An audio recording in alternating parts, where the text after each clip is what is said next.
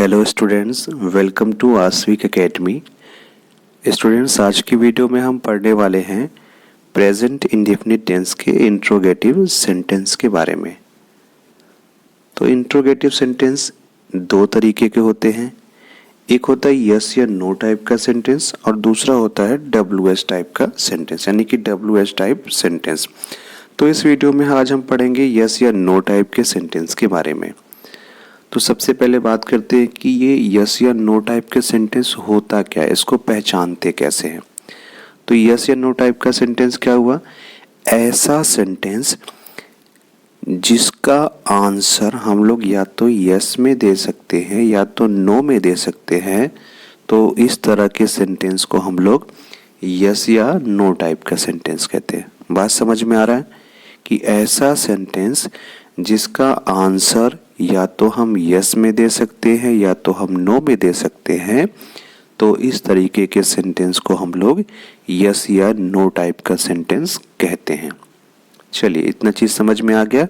अब बात करते हैं कि इसकी हिंदी में पहचान क्या है। तो इसकी हिंदी में पहचान देखिए क्या है। हिंदी वाक्य के प्रारंभ में क्या शब्द आता है, यानी कि जो यस या नो टाइप के सेंटेंस होंगे उसकी हिंदी के सेंटेंस में हमेशा आपको क्या शब्द देखने को मिलेगा। जैसे क्या तुम खाते हो, क्या तुम सोते हो, क्या मैं जाता हूँ, क्या वह रोता है। इस तरह के सारे सेंटेंस किस तरह के हैं? यस या नो टाइप के हैं। बात समझ में आ गया। तो अभी तक हम लोगों ने क्या क्या पढ़ा? इसकी पहचान के बारे में पढ़ा कि क्या पहचान है कि हिंदी का जो सेंटेंस होगा, हिंदी का जो वाक्य होगा, उसके शुरुआत में आपको क्या शब्द देखने को मिलेगा और इसका जवाब, इसका आंसर आप या तो यस में दे सकते हैं या तो आप नो में दे सकते हैं। जैसे मान लीजिए किसी ने कहा क्या तुम खाना खाते हो, तो आप इसका जवाब या तो बोलेंगे यस मैं खाता हूँ या तो आप बोलेंगे नहीं मैं नहीं खाता। ठीक है, आई होप कि आपको पहचान खूब अच्छे से समझ में आ गई होगी। चलिए आगे चलते हैं, बात करते हैं इसके स्ट्रक्चर के बारे में। तो इसका स्ट्रक्चर देखिए क्या है। सबसे पहले क्या यूज करना है? डू या डज। उसके बाद फिर सब्जेक्ट, सब्जेक्ट के बाद वर्ब की फर्स्ट फॉर्म, यानी कि वर्ब का जो बेस फॉर्म है, मुख्य क्रिया का जो फर्स्ट फॉर्म है, पहला रूप है, वो इस्तेमाल करना है। उसके बाद फिर ऑब्जेक्ट। ठीक है, इतना चीज आपको समझ में आ गया। चलिए, सबसे पहले आपने क्या इस्तेमाल करना है? सबसे पहले डू या डज, डू डज के बाद फिर सब्जेक्ट, सब्जेक्ट के बाद फिर वर्ब की फर्स्ट फॉर्म, उसके बाद फिर ऑब्जेक्ट। ठीक है ना। अब समझते हैं कि ये डू या डज क्या चीज है। तो लास्ट वीडियो में हम लोगों ने पढ़ा था कि ये डू या डज क्या है। ये प्रेजेंट इंडेफिनिट टेंस की हेल्पिंग वर्ब है। इतना चीज समझ में आ गया। सबसे पहले क्या यूज करना है हमें? सबसे पहले यूज करना है डू या डज, उसके बाद फिर सब्जेक्ट, सब्जेक्ट के बाद मेन वर्ब की फर्स्ट फॉर्म, उसके बाद फिर ऑब्जेक्ट। चलिए, समझ में आ रहा है। तो डू डज के बाद फिर सब्जेक्ट, सब्जेक्ट के बाद फिर वर्ब की फर्स्ट फॉर्म, यानी कि मेन वर्ब का बेस फॉर्म जो होगा वो, और उसके बाद फिर ऑब्जेक्ट। गुड। चलिए अब आगे चलते हैं, बात करते हैं कि डू किसके साथ आएगा और डज किसके साथ आएगा। तो डू के बारे में क्या हम लोगों ने पढ़ा था लास्ट वीडियो में कि अगर हमारा सब्जेक्ट आई, वी, यू, दे या कोई प्लूरल नाउन होगा या कोई प्लूरल सब्जेक्ट होगा तो उसके साथ हम लोगों को डू का प्रयोग करना होता है। ठीक, किसके किसके साथ हमें डू का प्रयोग करना है? अगर हमारा सब्जेक्ट आई, वी, यू, दे होगा तो हम लोगों को डू का प्रयोग करना है। किसके साथ? आई, वी, यू, दे या कोई प्लूरल नाउन होगा तो उसके साथ क्या हम लोग यूज करेंगे? डू यूज करेंगे। ठीक, चलिए अब आगे चलते हैं, बात करते हैं डज के प्रयोग के बारे में कि डज का प्रयोग किसके साथ होगा। तो डज का प्रयोग करना है ही, सी, इट या कोई सिंगुलर नाउन होगा तो उसके साथ हम लोग डज का प्रयोग करेंगे। किसके किसके साथ? ही, सी, इट या कोई सिंगुलर नाउन होगा तो उसके साथ हमें क्या करना है? डज का। ये ही, सी, इट या कोई सिंगुलर नाउन होगा तो उसके साथ क्या करना है? हम लोगों को डज का प्रयोग करना है। चलिए देखते हैं एग्जाम्पल नंबर 1। तो एग्जाम्पल नंबर 1 लिखा हुआ यहाँ पर क्या वह अंग्रेजी बोलती है। तो सबसे पहले इसमें आपको क्या लिखना है, हेल्पिंग वर्ब डू या डज। ठीक है, रूल क्या कहता है कि सबसे पहले क्या आना चाहिए, डू या डज आना चाहिए। उसके बाद फिर क्या आना चाहिए, सब्जेक्ट आना चाहिए। सब्जेक्ट के बाद फिर वर्ब का फर्स्ट फॉर्म। तो इस सेंटेंस में ध्यान दीजिए कि सेंटेंस में सब्जेक्ट हमारा क्या है, वह। तो वह के साथ हेल्पिंग वर्ब क्या यूज़ करते हैं, डज। यानी कि हमारा सब्जेक्ट अगर ही, सी, इट या कोई सिंगुलर नाउन होगा तब आपको हेल्पिंग वर्ब क्या यूज़ करना है, डज यूज़ करना है। तो सबसे पहले हम लोगों ने यहाँ पर क्या किया, डज लिख दिया। ठीक, डज के बाद फिर क्या आएगा, सब्जेक्ट। और सब्जेक्ट हमारा यहाँ पर क्या है, वह। तो वह की इंग्लिश क्या हो जाएगा, शी। तो हम लोगों ने यहाँ पर क्या किया, शी लिख दिया। ठीक, सबसे पहले हेल्पिंग वर्ब यानी कि डू डज, उसके बाद फिर सब्जेक्ट, सब्जेक्ट के बाद फिर मेन वर्ब आपका। तो मेन वर्ब आपका यहाँ पर क्या है, बोलना। तो बोलने की इंग्लिश क्या होता है, स्पीक। उसके बाद ऑब्जेक्ट क्या है, क्या बोलती है भाई, अंग्रेजी बोलती है।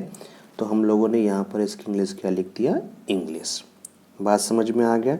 एक बार इसको फिर से समझते हैं अच्छे से, ठीक है ना। सबसे पहले क्या आता है, डू या डज। ठीक, अकॉर्डिंग टू सब्जेक्ट। हमारा सब्जेक्ट यहाँ पर शी था, इसलिए हम लोगों ने यहाँ पर क्या लिखा, डज लिखा। तो हेल्पिंग वर्ब डू या डज सबसे पहले लिखना है। उसके बाद सब्जेक्ट लिखना है जो कि हमारा यहाँ पर क्या है, शी। सब्जेक्ट के बाद फिर क्या आता है, वर्ब की बेस फॉर्म। तो बोलने की इंग्लिश क्या होता है भाई, स्पीक। स्पीक हमने लिख दिया। उसके बाद ऑब्जेक्ट क्या है, अंग्रेजी। तो यहाँ पर इंग्लिश लिख दिया। तो हमारा ट्रांसलेशन क्या हो गया, does she speak English. Does she speak English, क्या वह अंग्रेजी बोलती है। चलिए अब आगे चलते हैं, बात करते हैं एग्जाम्पल नंबर 2 की। तो एग्जाम्पल नंबर 2 देखिए क्या लिखा हुआ है, क्या वह क्रिकेट खेलता है। ये रहा एग्जाम्पल नंबर 2, क्या वह क्रिकेट खेलता है। तो सबसे पहले क्या आता है भाई, सबसे पहले या तो आप लिखेंगे डू या तो आप लिखेंगे डज, उसके बाद फिर लिखेंगे सब्जेक्ट। तो यहाँ पर हमारा सब्जेक्ट क्या है, वह। तो हमने सब्जेक्ट क्या लिख दिया इंग्लिश में, ही। और उसके साथ हेल्पिंग वर्ब क्या लिखा, डज। इतना चीज़ समझ में आ गया। सबसे पहले क्या लिखेंगे, डज। डज क्यों लिखेंगे, क्योंकि अगर हमारा सेंटेंस में सब्जेक्ट ही, सी, इट या कोई सिंगुलर नाउन होता है तो हम हेल्पिंग वर्ब डज का यूज़ करते हैं। इतना चीज़ समझ में आ गया। डज क्यों यूज़ कर रहे हैं, क्योंकि यहाँ पर हमारा सब्जेक्ट ही लिखा हुआ है। चलिए, हेल्पिंग वर्ब के बाद फिर क्या आ गया, सब्जेक्ट ही। सब्जेक्ट के बाद फिर क्या आता है, मेन वर्ब यानी कि मुख्य क्रिया। तो इसमें मेन वर्ब क्या है, खेलना है। तो खेलने की इंग्लिश क्या हो गया, प्ले। उसके बाद ऑब्जेक्ट यहाँ पर क्या लिखा हुआ है, क्या खेलता है भाई, तो कह रहा है क्रिकेट खेलता है। तो क्रिकेट हम लोगों ने यहाँ पर लिख दिया। तो हमारा ट्रांसलेशन क्या हो गया, does he play cricket. Does he play cricket, क्या वह क्रिकेट खेलता है। Does he play cricket. चलिए अब आगे चलते हैं, बात करते हैं एग्जाम्पल नंबर 3 की। तो एग्जाम्पल नंबर 3 देखिए क्या लिखा हुआ है, ये रहा एग्जाम्पल नंबर 3। क्या अध्यापक छात्रों को नहीं पढ़ाते हैं। तो छात्रों को कौन नहीं पढ़ाता भाई, हमारा सब्जेक्ट यहाँ पर क्या है, अध्यापक। ठीक है, कौन नहीं पढ़ाता है, अध्यापक। तो अध्यापक एक सिंगुलर सब्जेक्ट है, इसलिए हम लोगों ने यहाँ पर हेल्पिंग वर्ब डज यूज़ किया। इतना चीज़ समझ में आ गया। तो सबसे पहले क्या लिखना है, डू या डज में से कोई एक हेल्पिंग वर्ब लिखना है, डिपेंडिंग ऑन सब्जेक्ट की। जैसा हमारा सब्जेक्ट होगा उसी के हिसाब से या तो आप डू लिखेंगे या तो आप डज लिखेंगे। तो यहाँ पर देखिए डज लिख दिया। डज के बाद फिर हम लोगों ने सब्जेक्ट क्या लिखा, टीचर। उसके बाद सब्जेक्ट जैसे आपने लिखा, सब्जेक्ट के बाद क्या आता है, मेन वर्ब, मुख्य क्रिया आती है। तो यहाँ पर मेन वर्ब क्या है, पढ़ाना। लेकिन पढ़ाने के पहले ध्यान से देखिए, यहाँ पर एक शब्द लिखा गया है नहीं। तो इस नहीं की इंग्लिश नॉट को आपको कहाँ लिखना है, मेन वर्ब के पहले। बात समझ में आ गया कि अगर क्वेश्चन में कहीं पर नॉट लिखा हुआ है तो नॉट को आपको हमेशा मेन वर्ब के पहले लिखना है। ठीक, चीज़ें समझ में आ रही कि अगर क्वेश्चन में कहीं पर नॉट आया तो नॉट को हमेशा मेन वर्ब के पहले लिखना होता है। इसीलिए हम लोगों ने इस नॉट को, यानी यहाँ पर नॉट लिखा है, उसके बाद फिर टीच लिखा है। तो डज टीचर नॉट टीच, क्या अध्यापक नहीं पढ़ाते हैं? किसको नहीं पढ़ाते हैं भाई? तो कह रहा है कि छात्रों को। तो छात्रों को यहाँ पर ऑब्जेक्ट हम लोगों ने क्या लिख दिया? स्टूडेंट्स। तो हमारा ट्रांसलेशन क्या हो गया? Does teacher not teach students. चलिए आगे चलते हैं, बात करते हैं एग्जाम्पल नंबर 4 की। तो एग्जाम्पल नंबर 4 देखिए क्या लिखा हुआ है।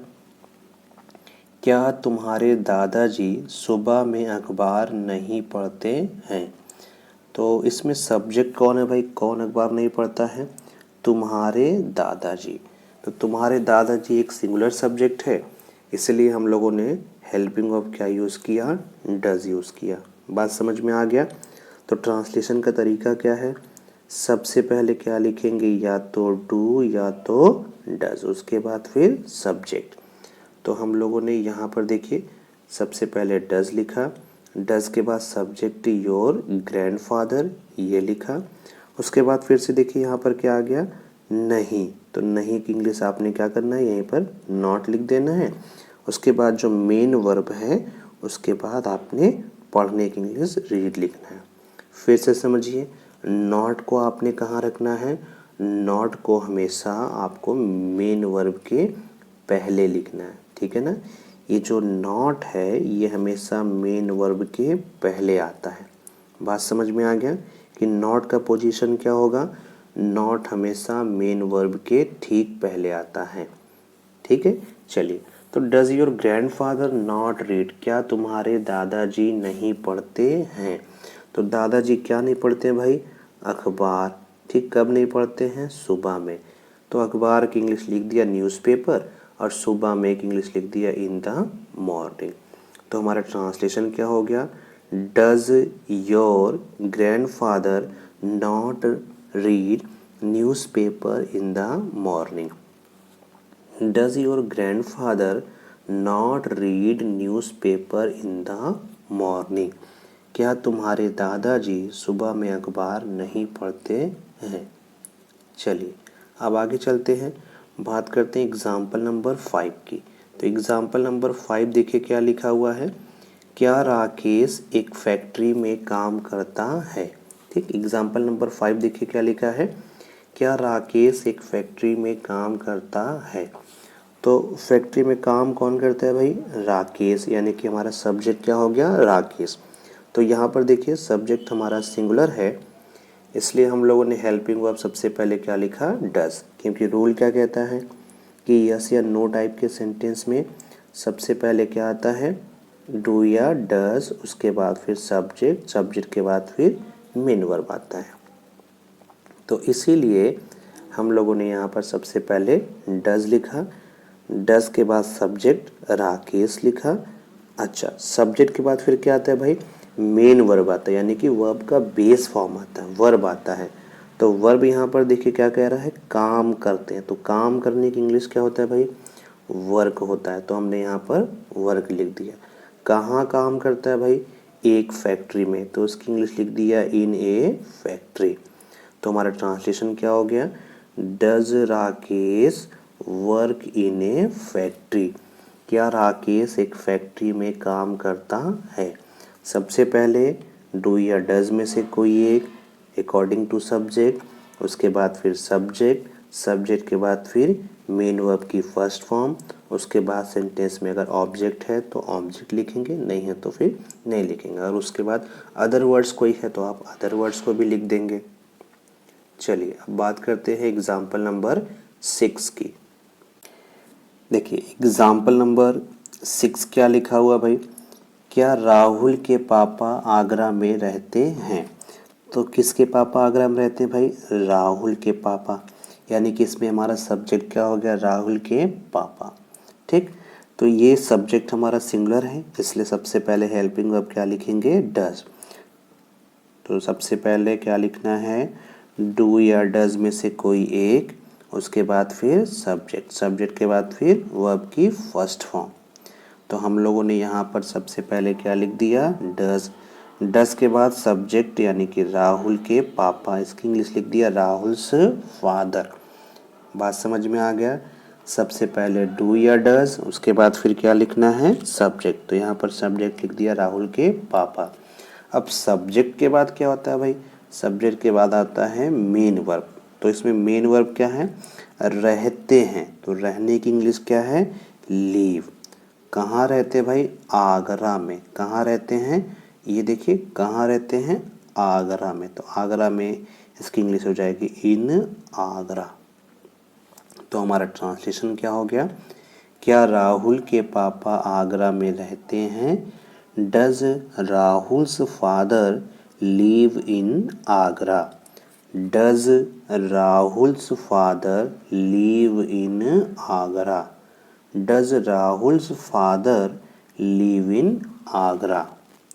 चलिए अब चलते हैं एग्जाम्पल नंबर 7 की तरफ। एग्जाम्पल नंबर 7 देखिए, क्या तुम रोज स्कूल नहीं जाते हो। तो स्कूल रोज कौन नहीं जाता है भाई, इसमें सब्जेक्ट क्या है, तुम। ठीक है, इसलिए हम लोगों ने यहाँ पर सबसे पहले हेल्पिंग वर्ब क्या यूज़ किया, डू। बात समझ में आ रहा है। सबसे पहले क्या लिखना होता है, डू या डज। तो चूंकि हमारा सब्जेक्ट यहाँ पर यू था, इसलिए हम लोगों ने क्या लिखा, डू। सब्जेक्ट हो गया यू। अब सब्जेक्ट के बाद फिर क्या आता है, मेन वर्ब यानी कि मुख्य क्रिया, बेस फॉर्म आता है। इसमें मेन वर्ब क्या है, जाते हो। जाते हो की इंग्लिश क्या हो गया भाई, गो। लेकिन ध्यान दीजिए कि यहाँ पर नहीं शब्द लिखा हुआ है। तो अभी अभी हम लोगों ने पढ़ा कि अगर क्वेश्चन में नहीं शब्द आएगा तो उसकी इंग्लिश नॉट को कहाँ लिखना है, मेन वर्ब के पहले। तो डू यू नॉट गो, क्या तुम नहीं जाते हो। कहाँ नहीं जाते हो भाई, तो कह रहा है कि स्कूल। कहाँ नहीं जाते हो, तो कह रहा है कि कहाँ नहीं जाते हैं, स्कूल। तो स्कूल लिख दिया। कब नहीं जाते भाई, रोज। तो रोज की इंग्लिश हम लोगों ने यहाँ पर क्या लिख दिया, एवरीडे। बात समझ में आ गया। तो हमारा ट्रांसलेशन क्या हो जाएगा, do you not go to school every day, क्या तुम रोज स्कूल नहीं जाते हो। Do you not go to school every day.